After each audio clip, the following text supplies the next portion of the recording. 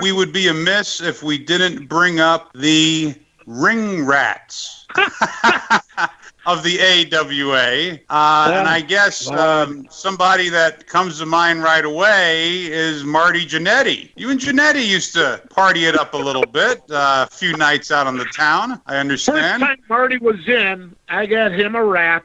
We're at the old Milwaukee Auditorium, and Marty, I think, was on second or third. I brought him, this girl must have came in, knew Marty from the Kansas City days, and I brought her backstage for Marty. I said, hey, Marty, I brought this girl here for you.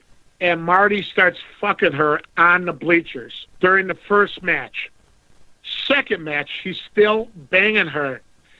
Second match is over, and they're playing Marty's music, and he's still banging her. I said, Marty, you're up.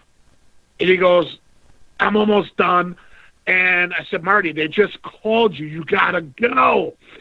So Marty goes down there, pulls his pants up, does his match. She's still sitting there. We're talking. Marty comes back and finishes up with her. Yeah, there were times when Mike and I, we had our own little fat bunch that we used to call them.